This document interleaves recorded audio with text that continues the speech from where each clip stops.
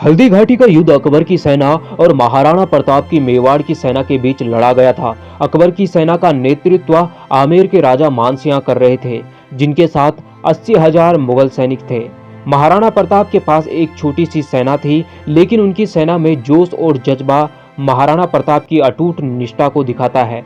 महाराणा प्रताप की सेना में बताया जाता है कि 4,000 से 8,000 सैनिक थे, जहां अकबर की सेना में 80,000 सैनिक थे। महाराणा प्रताप ने अपने सैनिकों को हल्दी घाटी की संकरी घाटी में रणनीतिक रूप से तैनात किया। हल्दी घाटी की पीली मिट्टी और पहाड़ी इलाका प्रताप की सेना को छिपने और हमला करने के लिए बेहद अनुकूल था। जैसे ही मुगल सेना घाटी में प्रवेश किया तो प्रताप की सेना घात लगाकर उन पर हमला कर दिया। मुगल सेना को महाराणा प्रताप की सेना कड़ा मुकाबला मिला। तलवारें चमक रही थी, घोड़ों की टापों की आवाजें गूंज रही थी और सैनिकों की चीखें युद्ध को और उग्र रूप में का आभास करा रही थी। महाराणा प्रताप अपने घोड़े चेतक पर सवार होकर मुगल सेना के बीच घुसे। उनकी तलवार की धार से एक के बाद एक मुगल सैनिक धराशायी हो रहे थे। प्रताप की वीरता की कहानियां आज भी हल्दी घाटी गवाही देती है।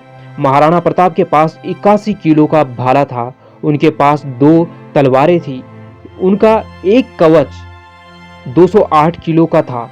महाराणा प्रताप जैसे ही हल्दी घाटी के युद्ध में महाराणा प्रताप की मुलाकात विशालकाय पठान से योद्धा से हुई, जिसका नाम गाजी खान था, जिसे बैलोल खान के नाम से भी जाना जाता है।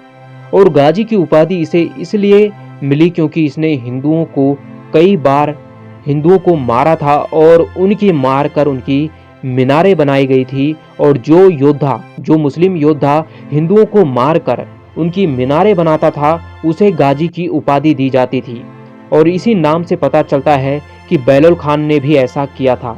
अकबर की सेना का वह प्रमुख योद्धा था और वह अपनी तलवारबाजी और बलशाली कद काठी के लिए मशहूर था। उसकी ताकत इतनी थी कि उसको परास्त करना आम योद्धा के लिए नामुमकिन माना जाता था। गाजी खान यानी कि बैलोल खान महाराणा प्रताप का सामना युद्ध के बीच में हुआ। महाराणा प्रताप ने बैलोल खान को अपनी तलवार के एक ही वार में 2 टुकड़ों में विभाजित कर दिया। बैलोल खान 2 टुकड़ों में कटा और उसका घोड़ा भी 2 टुकड़ों में कट गया। महाराणा प्रताप की वीरता और शौर्य को देखते हुए मुगल सैनिक हैरान हो गए। मानसिंह अपने हाथी पर सवार था और हाथी की सूंड पर एक तलवार थी। मानसिंह के भी यह देखकर होश उड़ गए थे। महाराणा प्रताप ने अपने घोड़े चेतक को इशारा किया ही था कि चेतक मानसिंह की ओर दौड़ पड़ा और एक लंबी छलांग लगाई। महाराणा प्रताप ने अपने भाले का वार किया और मानसिंह उस भाले के हमले में घायल हो गया, लेकिन वह बच गया। लेकिन महाराणा प्रताप के घोड़े चेतक का पांव उसमें चोटिल हो गया।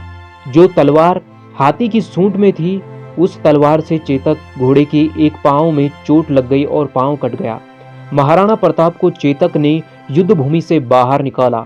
52 फुट का नाला महाराणा प्रताप के उस घोड़े ने लांग लिया और वह घोड़ा शहीद हो गया और महाराणा प्रताप की जान बचाता है। इस युद्ध को इतिहासकारों ने अब जाकर माना है कि महाराणा प्रताप ने इस युद्ध को जीता था और अकबर की सेना इस युद्ध को जीत नहीं पाई थी।